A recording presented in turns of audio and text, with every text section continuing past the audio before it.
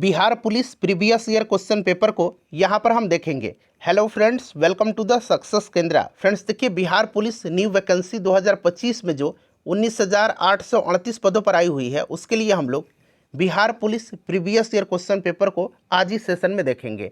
Friends देखिए, बहुत ही अच्छा लेवल का ये क्वेश्चन पेपर है और काफ़ी इंपॉर्टेंट क्वेश्चन इसमें है। हो सकता है कि आपके एग्जाम में, यानी कि बिहार पुलिस 2025 के एग्जाम में यहाँ से प्रश्न रिपीट हो जाए। और किसी भी एग्जाम का तैयारी करने का सबसे बेस्ट तरीका होता है कि पहले आप प्रीवियस ईयर क्वेश्चन पेपर को बना लीजिए। बहुत ही अच्छा लेवल का प्रश्न है इसमें, और आप प्रयास करिए कम से कम इसमें 70 नंबर लाइए। ठीक है ना फ्रेंड्स। अगर आप चैनल पर पहली बार विजिट कर रहे हैं तो चैनल को सब्सक्राइब कर लीजिएगा और बेल आइकन को जरूर दबा लीजिएगा, क्योंकि यहाँ पर आपके एग्जाम तक, यानी कि बिहार पुलिस 2025 के लिए रेगुलर वीडियोज़ अपलोड किए जाएंगे। बड़ा ही इंपॉर्टेंट की सेशन है, इसको पूरा जरूर देखिएगा और पूरा देखने के बाद इसको कम से कम एक ग्रुप में फ्रेंड्स जरूर शेयर कर दीजिएगा।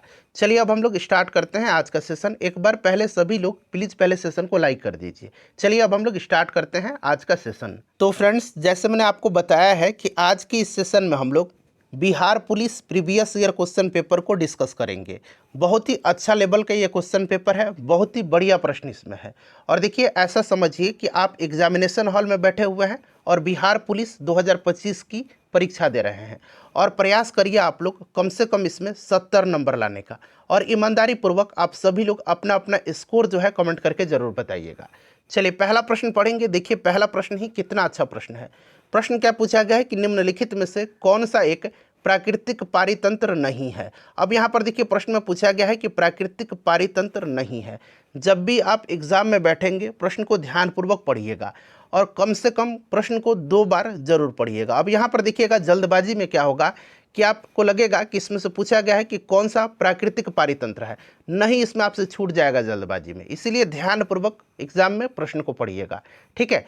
चलिए, यहाँ पर पूछा गया है कि कौन सा एक प्राकृतिक पारितंत्र नहीं है, यानी कि आपसे क्या पूछा जा रहा है, आपसे कृत्रिम पारितंत्र पूछा गया है। यही पूछा जा रहा है, प्राकृतिक पारितंत्र नहीं है, यानी कि कौन सा इसमें से कृत्रिम पारितंत्र है। अब यहाँ पर थोड़ा सा समझ लीजिए। देखिए, ये जो प्राकृतिक पारितंत्र होता है, इसमें क्या क्या आएगा। इसमें आपका आता है नदी, वन, रेगिस्तान। उसके बाद बात करें तो घास के मैदान, महासागर, ये सब आपके प्राकृतिक पारितंत्र है। तो यहाँ पर देखिएगा, नदी, वन, रेगिस्तान, ठीक है ना, घास के मैदान, महासागर, ये सब प्राकृतिक पारितंत्र होते हैं। कृत्रिम पारितंत्र जो है क्या क्या होता है, तो बगीचा होता है, मछली घर यानी कि जो एक्वेरियम होता है, उसके बाद खेत होता है। खेत, एक्वेरियम यानी कि जो मछली घर है, बगीचा या फिर उद्यान दे देगा, तो ये आपके कृत्रिम पारितंत्र होते हैं। ठीक है ना। तो यहाँ पर पूछा गया है कि प्राकृतिक पारितंत्र नहीं है, तो ऑप्शन यहाँ पर डी करेक्ट आंसर हो जाएगा। ठीक है। चलिए, और ऐसे ही मैंने 8 से 10 Bihar police previous year question paper कराया हुआ है। जिन्होंने नहीं देखा है देख लीजिएगा, लिंक डिस्क्रिप्शन बॉक्स में मिल जाएगा, या फिर मैंने इनका प्लेलिस्ट भी बना दिया है। बिहार पुलिस 2025 चैनल पर चले जाइए, प्लेलिस्ट वाले सेक्शन में जाकर के सभी वीडियोज देख लीजिए। देखिए, दूसरा प्रश्न है कि राजनीतिक दल आवश्यक है। तो आपको भी पता है कि राजनीतिक दल जो है कहाँ पर आवश्यक है, तो लोकतंत्र में आवश्यक है। क्यों आवश्यक है, तो राजनीतिक दल चुनाव प्रक्रिया में भाग लेते हैं, चुनाव जीतते हैं, उसके बाद सरकार का गठन करते हैं और जनता के लिए नीति निर्माण का कार्य करते हैं। ठीक है। चलिए, नेक्स्ट क्वेश्चन है हमारा कि चुंबकत्व पर आधारित चिकित्सीय तकनीक इसमें से कौन सी है। चुंबकत्व पर आधारित, ठीक है ना। तो यहाँ पर देखिएगा, ये MRI है। MRI का फुल फॉर्म क्या होता है, याद रखना आपको, हो सकता है फुल फॉर्म पूछ लिया जाए। इसका फुल फॉर्म होता है magnetic resonance imaging. Magnetic resonance imaging, ठीक है ना। ये जो MRI होती है, ये चुंबकत्व पर आधारित एक चिकित्सीय तकनीक होती है। तो ऑप्शन बी हो जाएगा करेक्ट आंसर। चलिए, उसके बाद यहाँ पर देखिए, इंग्लिश का प्रश्न पूछा गया है, फिल इन द ब्लैंक्स है।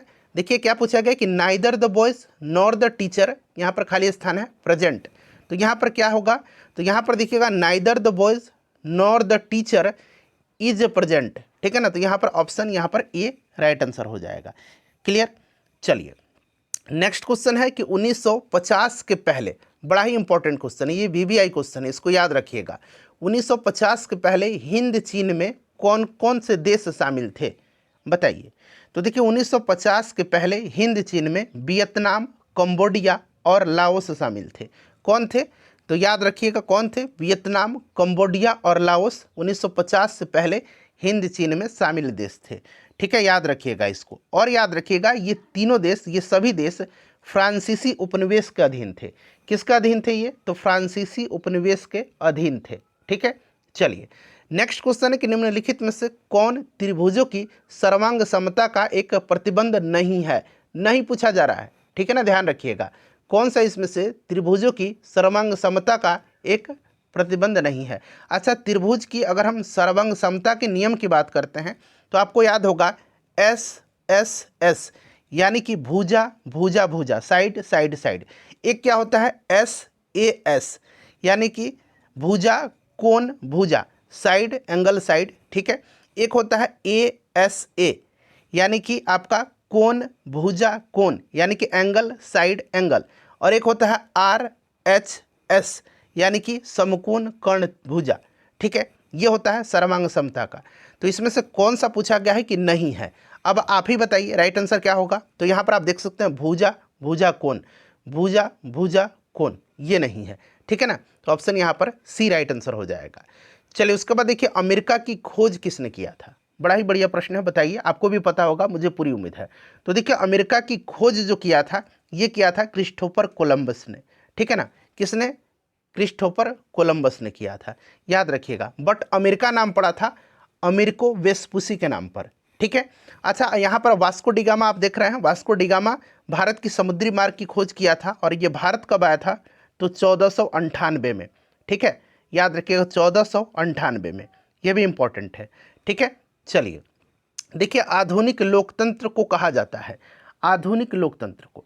तो देखिए ध्यान दीजिएगा, आधुनिक लोकतंत्र को जो है इंपॉर्टेंट है, इसको प्रतिनिधि लोकतंत्र या फिर इसको बहुतंत्र भी कहा जाता है। दोनों तरीके से याद रखिएगा, बहुतंत्र भी याद रखिएगा और प्रतिनिधित्व लोकतंत्र या प्रतिनिधि लोकतंत्र भी आपको इस तरह से मिल जाएगा, प्रतिनिधि लोकतंत्र।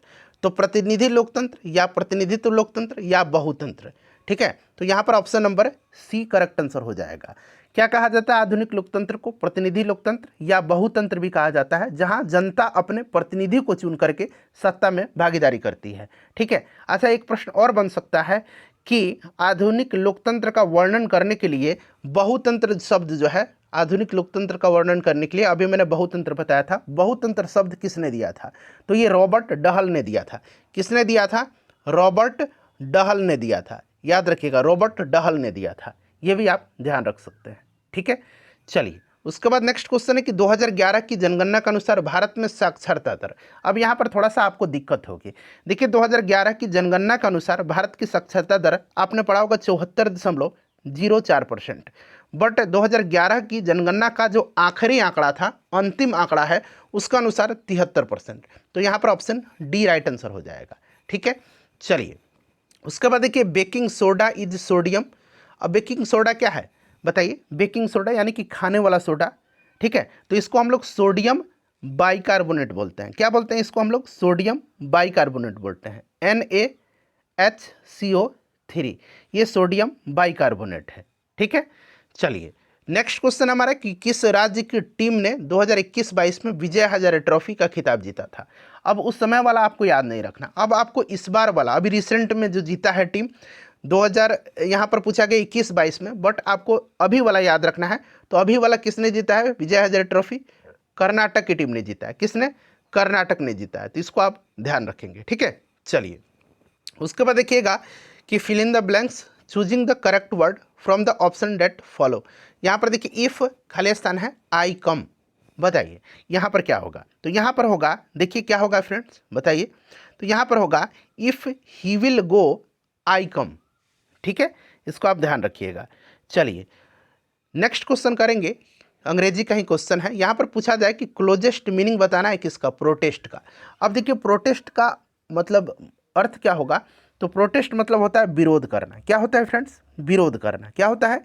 प्रोटेस्ट का मतलब होता है विरोध करना। तो यहाँ पर ऑब्जेक्ट का भी मतलब होता है विरोध करना। उसके बाद अपोज का भी, अगर अपोज भी ऑप्शन में रहता है तो अपोज का मतलब भी विरोध करना होता है। रेसिस्ट का मतलब भी RESIST, इसका भी मतलब विरोध करना है। तो यहाँ पर क्लोजेस्ट मीनिंग ऑप्शन डी हो जाएगा, टू ऑब्जेक्ट। देखिए जितेंद्रिय शब्द का सही संधि विच्छेद क्या होगा? बताइए, देखिए 2010 से लेकर के पिछले बार तक जो बिहार पुलिस का पेपर हुआ था वहाँ तक जितने भी हिस्ट्री के क्वेश्चन पूछे गए हैं उनको मैंने कराया हुआ है। हिंदी के प्रश्न जो पूछे गए हैं, हिंदी ग्रामर का, हिंदी व्याकरण का, उसका मैंने सेशन कराया हुआ है। अगर आपने नहीं देखा है तो देखिएगा। तो यहाँ पर देखिए जितेंद्रिय का क्या होता है, तो जितेंद्रिय का हो जाएगा आपका जित प्लस इंद्रिय। क्या होगा, जित प्लस इंद्रिय हो जाएगा। ठीक है, चलिए उसके बाद देखिएगा कि मृदा अपरदन को रोका जा सकता है। बताइए, तो मृदा अपरदन को वृक्षारोपण के द्वारा रोका जा सकता है। तो ऑप्शन ए यहाँ पर राइट आंसर हो जाएगा। ठीक है ना। चलिए उसके बाद देखिए भारत के निहाल सरीन का संबंध निम्नलिखित में से किस खेल से है। अब देखिए निहाल सरीन दरअसल उस समय जो होंगे निश्चित रूप से सुर्खियों में रहे होंगे, इसलिए पूछा गया है।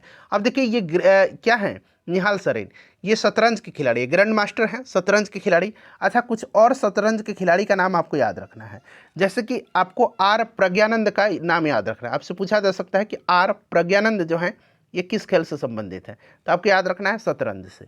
उसके बाद अगर आपसे पूछा जाए पी श्याम निखिल जो है किस खेल से संबंधित है, पी श्याम निखिल, तो ये जो पी श्याम निखिल जो है ये भी शतरंज के खिलाड़ी हैं।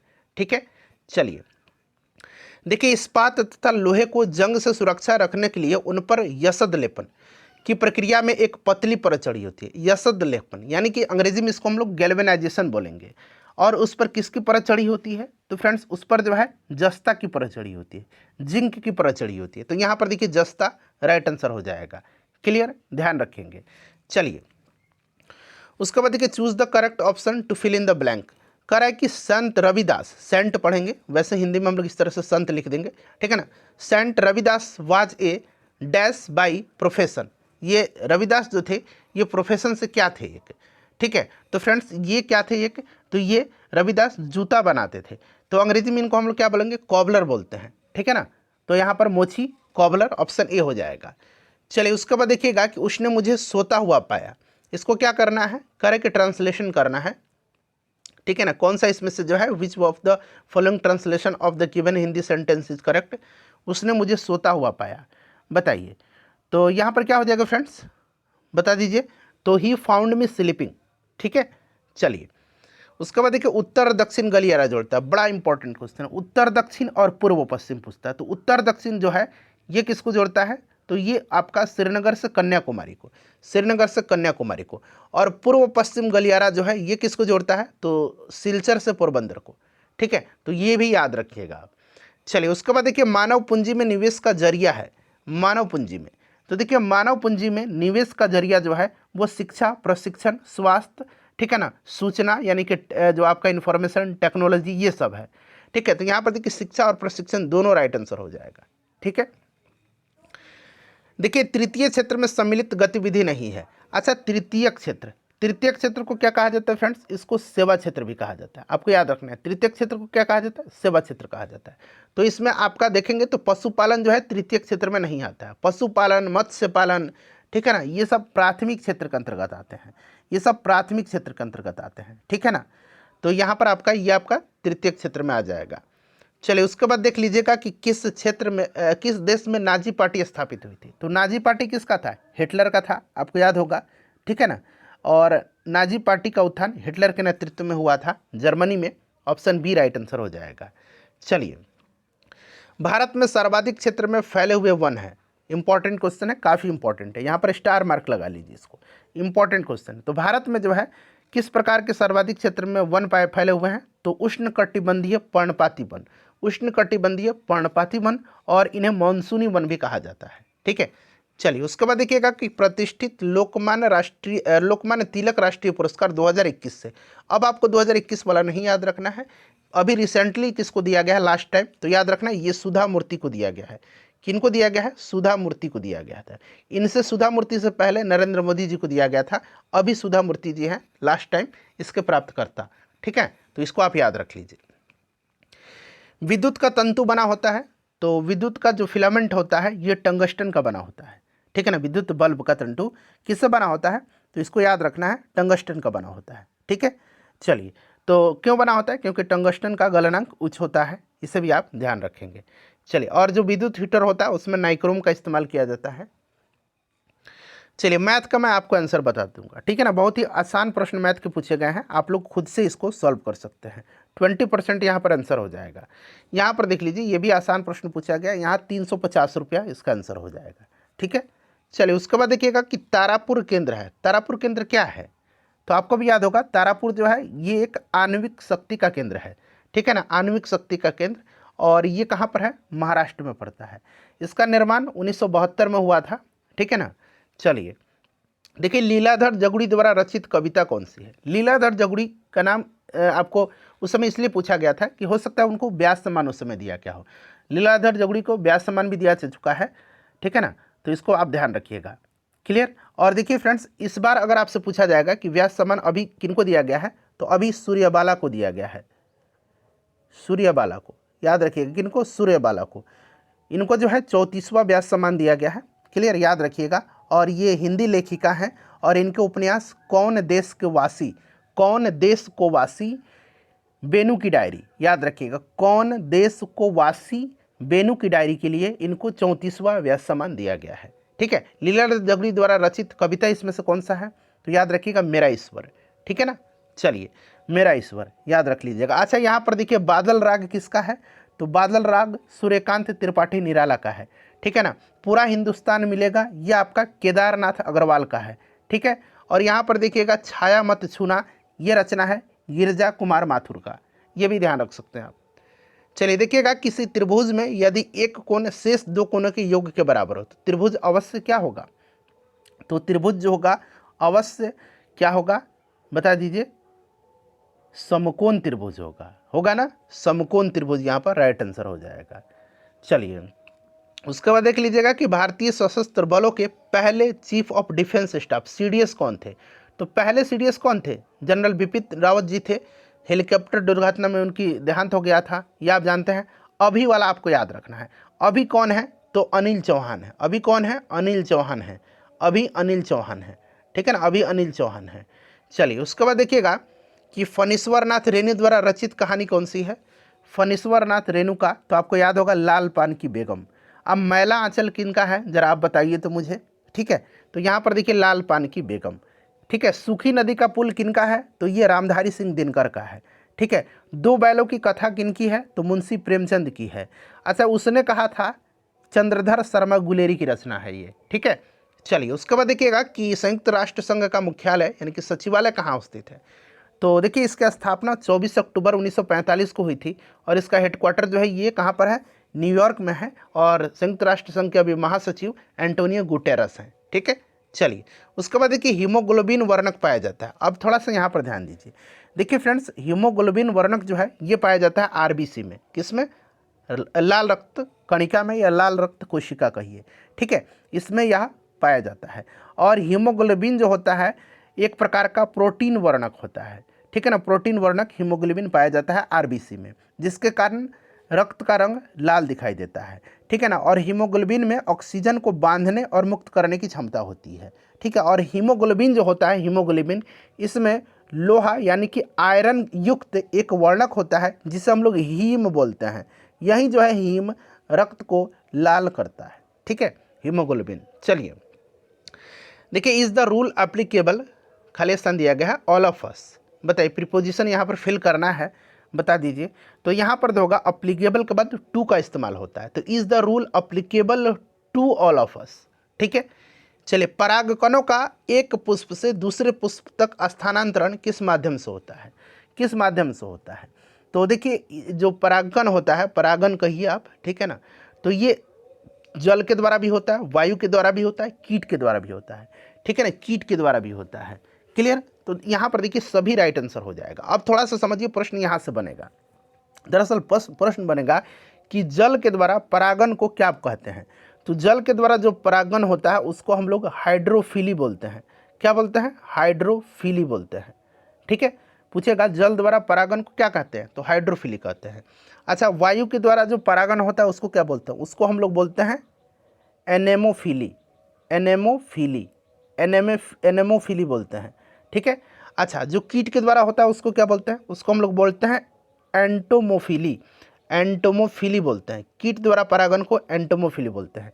जल द्वारा परागन को हाइड्रोफिली, वायु द्वारा परागन को एनेमोफिली, और कीट द्वारा परागन को हम लोग एंटोमोफिली बोलते हैं। ये बड़ा इंपॉर्टेंट है, ध्यान रखिएगा, ठीक है। तो यहाँ पर उपरोक्त सभी हो जाएगा। चलिए, एक विद्युत जनित्र बदलता है, यानी कि विद्युत जनरेटर। तो आसान सा प्रश्न है, जनित्र जो है, जनरेटर जो है, ये क्या बदलेगा? जनरेटर जो है ये यांत्रिक ऊर्जा को विद्युत ऊर्जा में बदलता है, यांत्रिक ऊर्जा को विद्युत ऊर्जा में। अच्छा, विद्युत को यांत्रिक में कौन बदलता है? तो ये मोटर बदलता है। विद्युत को यांत्रिक में मोटर बदलता है, और रासायनिक ऊर्जा को विद्युत ऊर्जा में जो विद्युत सेल होता है वो बदलता है, ठीक है। इसे भी आप ध्यान रखिएगा। चलिए, उसके बाद देखिएगा कि जो मेंडलीव थे उनको श्रेय दिया जाता है, DI मेंडलीव। तो फ्रेंड्स, उनको जो है तत्वों के आवर्त सारणी में उनके परमाणु द्रव्यमान के बढ़ते क्रम में व्यवस्थित करने के लिए श्रेय दिया जाता है, ठीक है ना। और उन्होंने समान गुण धर्म वाले तत्वों को समान वर्ग में रखा था। तो यहाँ पर राइट आंसर क्या हो जाएगा, बता दीजिए। तो करेक्ट आंसर यहाँ पर हो जाएगा ऑप्शन सी, ठीक है। चलिए, उसके बाद देखिएगा कि choose the correct form of the passive voice of the given sentence, he speaks Hindi. Passive बताइए, बताइए क्या होगा। तो यहाँ पर क्या हो जाएगा फ्रेंड्स, करेक्ट आंसर क्या हो जाएगा? तो यहाँ पर आप देखेंगे तो हो जाएगा Hindi is spoken by him, ठीक है ना, Hindi is spoken by him.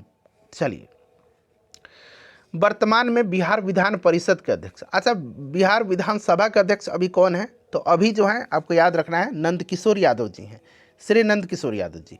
और विधान परिषद का अगर पूछा जाएगा तो ये अवधेश नारायण सिंह है, ठीक है। कौन है? अवधेश नारायण सिंह है। चलिए, अनुवांशिकी का जनक किसे कहा जाता है? अनुवांशिकी का जनक, तो अनुवांशिकी का जनक मेंडल को कहा जाता है। ये आपको भी पता है, किसको कहा जाता है फ्रेंड्स? मेंडल को कहा जाता है। तो यहाँ पर देखिए, G.J. Mendel, Gregor John Mendel, ठीक है। चलिए, याद रखना आपको, अनुवांशिकी का जनक। अच्छा, ब्लड ग्रुप का खोज किसने किया था? तो कार्ल लैंडस्टीनर ने किया था। कोशिका की खोज रॉबर्ट हुक ने किया था। अच्छा, मृत कोशिका की खोज किसने किया था? रॉबर्ट हुक ही रहेगा, ठीक है ना।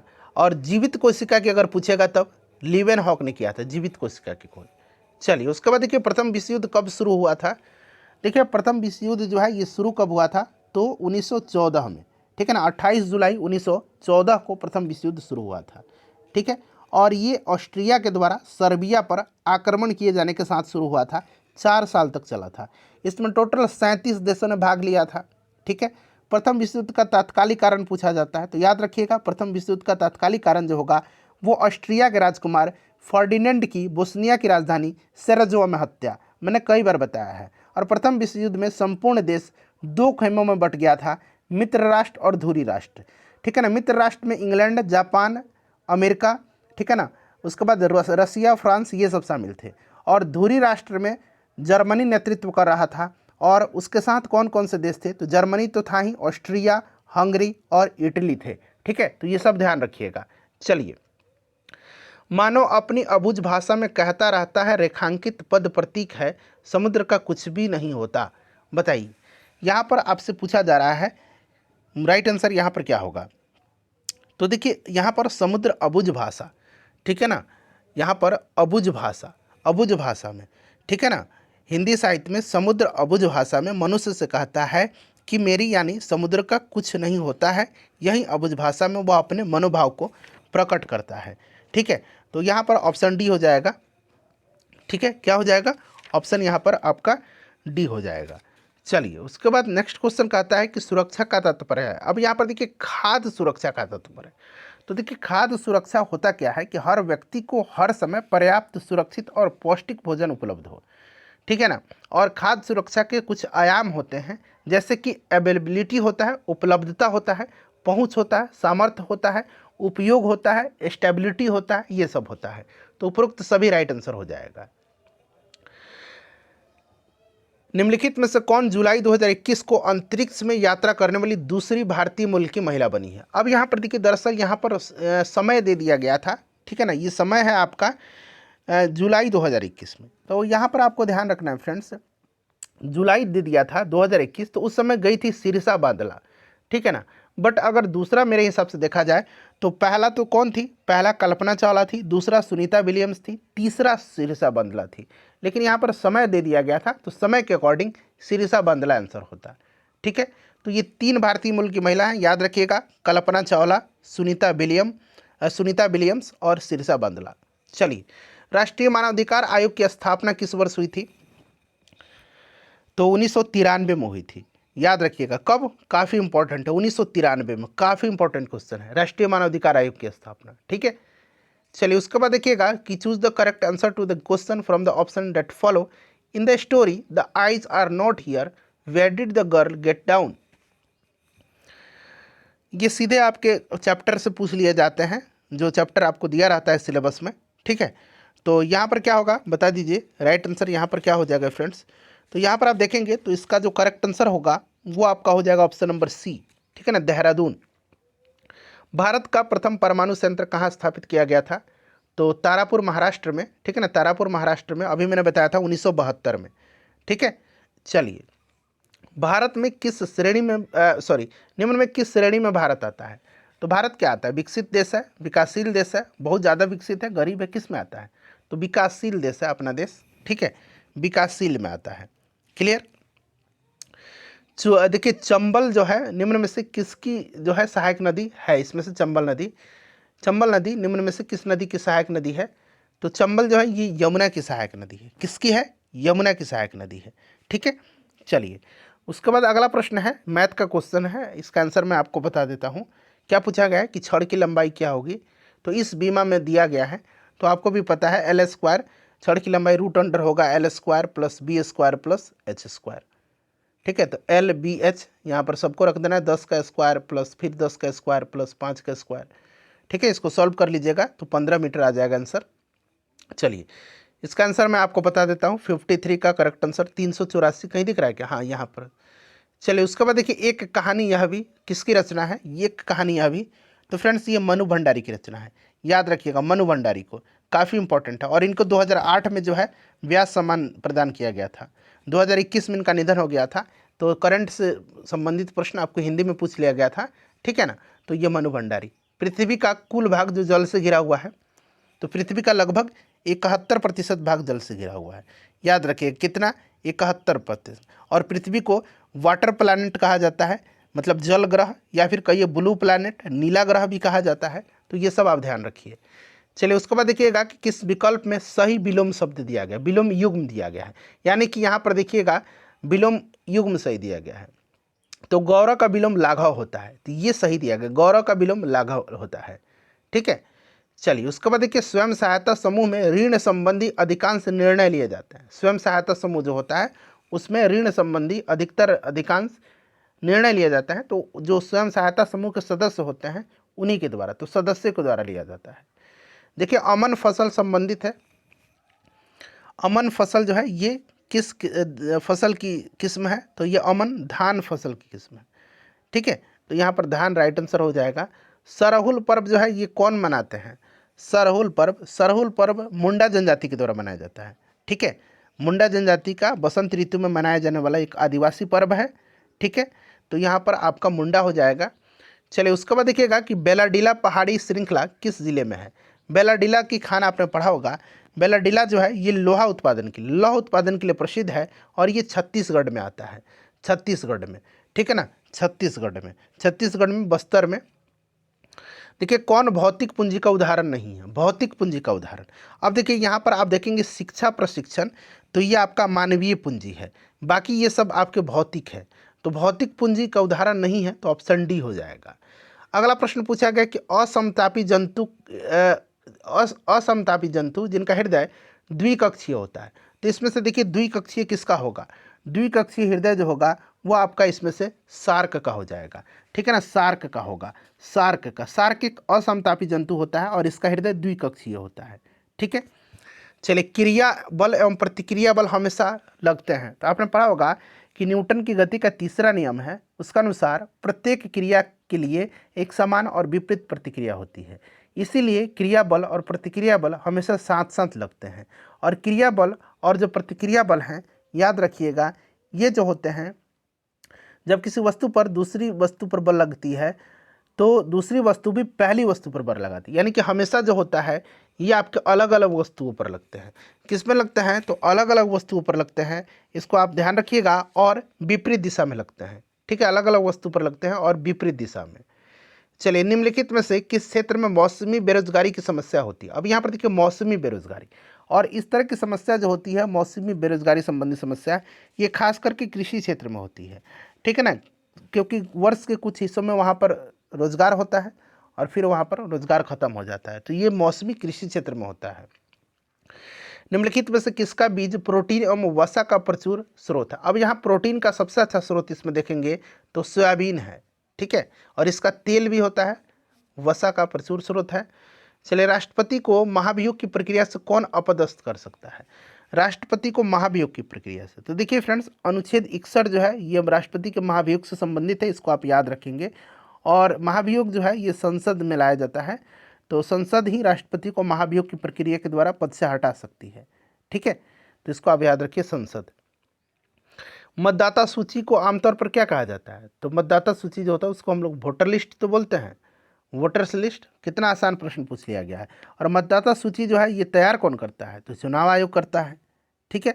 चलिए, और वोट देने के लिए मतदाता सूची में नाम भी होना आपका आवश्यक होता है। मतदाता सूची आता है, इसमें आपका नाम होता है, वोटर लिस्ट होता है, ठीक है ना। चलिए, राज्यसभा का सभापति अपना त्यागपत्र संबोधित करता है, तो राज्यसभा का जो आपका सभापति होता है या तो कौन है? तो उपराष्ट्रपति होते हैं। कौन होते हैं? उपराष्ट्रपति होते हैं, याद रखिएगा। और ये अपना त्यागपत्र किसको देंगे? राष्ट्रपति को। अच्छा, लोकसभा का जो अध्यक्ष होता है, लोकसभा का जो स्पीकर होता है, अध्यक्ष होता है, वो किसको त्यागपत्र देगा? तो लोकसभा के उपाध्यक्ष को वो देता है, ठीक है ना। और उपाध्यक्ष किसको देगा? तो लोकसभा के अध्यक्ष को। यहाँ पर राज्यसभा का सभापति यानी कि उपराष्ट्रपति अपना त्यागपत्र राष्ट्रपति को देते हैं। देखिए, निम्न में से कौन दक्षिण अफ्रीका के रंगभेद आंदोलन से संबंधित है? दक्षिण अफ्रीका में रंगभेद आंदोलन, तो फ्रेंड्स इससे संबंधित नेल्सन मंडेला है, ठीक है ना, नेल्सन मंडेला। और इनको 28 वर्ष की जेल की सज़ा भी हुई थी। 62 से लेकर के 1962 से लेकर के 90 तक ये 28 वर्ष जेल में बिताए थे, ठीक है ना। और फिर ये आपके 1994 में दक्षिण अफ्रीका के राष्ट्रपति बने थे। 1990 में याद रखिएगा इनको भारत रत्न दिया जा चुका है, और 1993 में इनको नोबेल का शांति पुरस्कार भी दिया जा चुका है, नेल्सन मंडेला। इसका मैं आंसर बता देता हूँ। इसका जो करेक्ट आंसर हो जाएगा फ्रेंड्स वो आपका 1/2 हो जाएगा। देखिए, पंडित बिरजू महाराज का संबंध किस नृत्य से है? तो पंडित बिरजू महाराज जो है ये कथक नर्तक थे, तो कथक राइट आंसर हो जाएगा, ठीक है ना। कथक उत्तर भारत का नृत्य है, ये लखनऊ घराने से संबंधित है, याद रखिएगा, ठीक है ना। और इनका वास्तविक नाम बृजमोहन नाथ मिश्र था, ठीक है। चलिए, उसके बाद अगला प्रश्न है हमारा कि एक कंपनी जो एक से अधिक देशों में उत्पादन का स्वामित्व रखती है या नियंत्रण करती है क्या कहलाती है?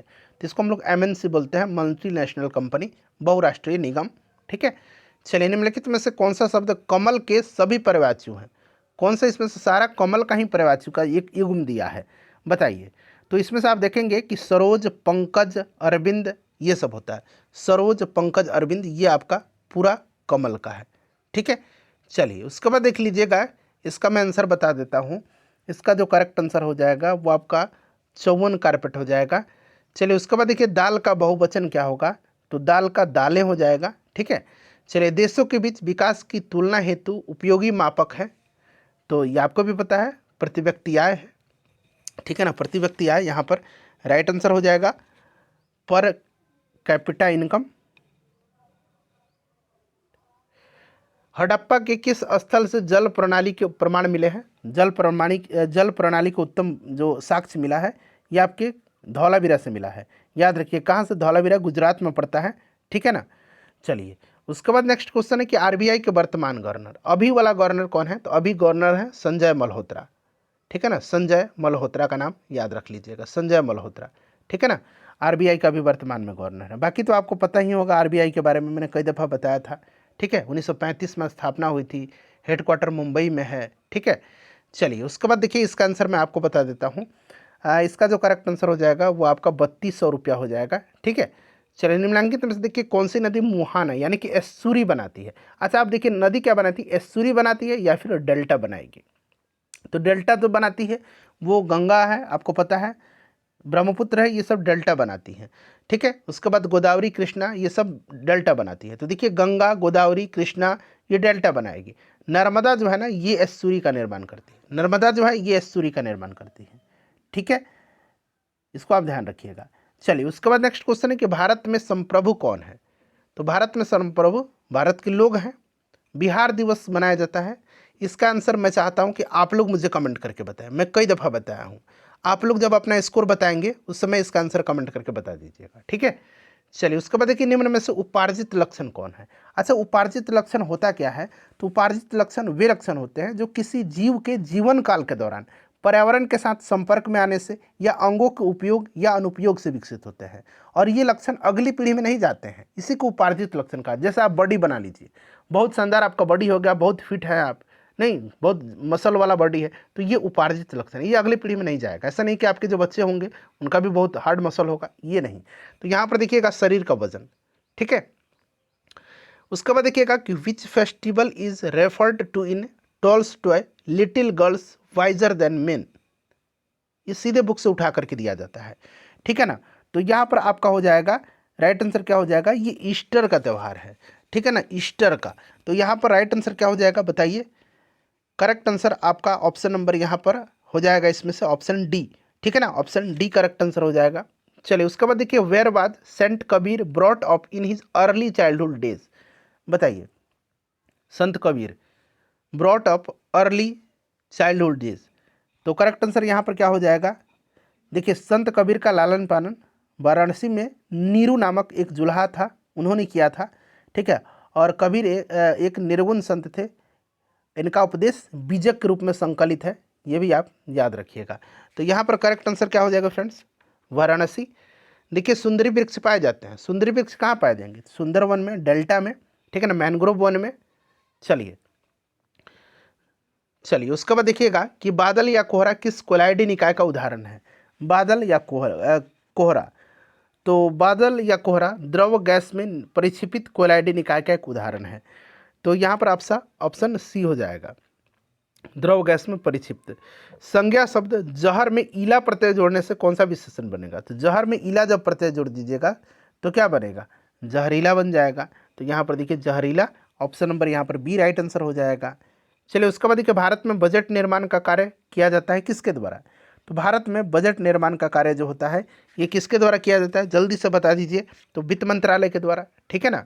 चलिए अक्षय नवीकरणीय ऊर्जा के स्रोत, अक्षय नवीकरणीय, ध्यान रखना आपको, ध्यान से पढ़िएगा, अक्षय नवीकरणीय, तो इसमें से आपका अक्षय नवीकरणीय ऊर्जा का स्रोत क्या हो जाएगा, तो फ्रेंड्स ये आपका सौर ऊर्जा है, अक्षय नवीकरणीय ऊर्जा, ठीक है ना, याद रखिएगा, जिसको कि हम लोग क्या बोलेंगे, रिन्यूएबल बोलेंगे, ठीक है ना। चलिए उसके बाद देखिएगा कि कौन संविधान निर्मात्री सभा का सदस्य नहीं था, नहीं पूछा गया है संविधान निर्मात्री सभा का सदस्य, तो इसमें मोहम्मद अली जिन्ना नहीं थे, ठीक है ना, ध्यान रखिएगा कौन नहीं थे, मोहम्मद अली जिन्ना नहीं थे, ठीक है।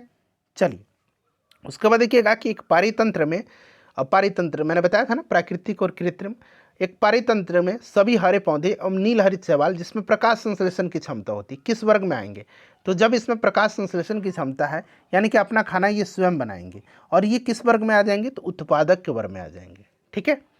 चलिए परख था उस समय एक चर्चा में रहा था, करंट का क्वेश्चन है, किस क्षेत्र से जुड़ा एक पोर्टल था, ये परख एक पोर्टल था, तो परख जो था ना ये आपका किस क्षेत्र से जुड़ा एक पोर्टल था, तो ध्यान रखिएगा ये छात्र को सीखने का आकलन, ठीक है। चलिए उसके बाद अगला प्रश्न हमारा है कि जापान एक धनवान देश कैसे बना। जापान क्या था, तो जापान जो था ना यहाँ पर देखिए एक पहले जो था ये बहुत ज़्यादा विकास नहीं किया था, लेकिन ये एक विकसित देश बन गया। यहाँ पर बहुत सारा जो है उद्योग स्थापित हुए, और वहाँ पर एक कुशल और शिक्षित श्रमिक थे, उच्च एवं आधुनिक तकनीक थी, ये सब भारी मात्रा में थी, जिसके कारण वहाँ पर उत्पादन बढ़ा था, तो मानव संसाधनों में निवेश के द्वारा, ठीक है। बायोगैस का मुख्य घटक क्या है, तो ये मीथेन गैस होता है, और मीथेन को आपको याद रखना है कि मार्स गैस कहा जाता है, ठीक है। अच्छा अगला प्रश्न है कि भारत में लौटते मानसून की ऋतु की अवधि क्या है, तो भारत में जो होते हैं अक्टूबर नवंबर के महीने में मानसून रिटर्न होता है, ठीक है, और इस ऋतु में प्रायद्वीपीय भारत के पूर्वी तट पर वर्षा होती है, ठीक है, याद रखिएगा। चलिए और लौटता हुआ मानसून बंगाल की खाड़ी से जलवाष्प ग्रहण करके कोरोमंडल तट पर वर्षा करती है, तो यहाँ पर देखिए अक्टूबर नवंबर। चलिए उसके बाद देखिए 1855 में देश की पहली जूट मिल कहाँ स्थापित हुई थी, तो फ्रेंड्स कलकत्ता के निकट रिसरा में हुई थी, कलकत्ता के निकट रिसरा में, बट यहाँ पर कलकत्ता याद रख लीजिएगा।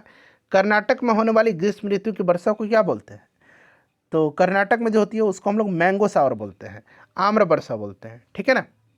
देखिए सविनय अवज्ञा आंदोलन कब और किस यात्रा से आरंभ हुआ था, तो सविनय अवज्ञा आंदोलन दांडी यात्रा से आरंभ हुआ था, ठीक है ना। दांडी यात्रा 12 मार्च 1930 को गांधी जी ने स्टार्ट किया था दांडी मार्च।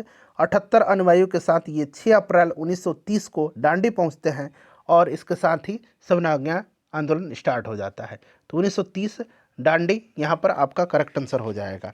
ठीक है, चलिए उसके बाद देखिएगा लेनिन का उत्तराधिकारी कौन था। वर्ल्ड हिस्ट्री का क्वेश्चन पूछा जाता है, तो वर्ल्ड हिस्ट्री एक अलग सेशन में कराऊंगा। लेनिन का उत्तराधिकारी स्टालिन को कहा जाता है। ऑप्शन सी हो जाएगा।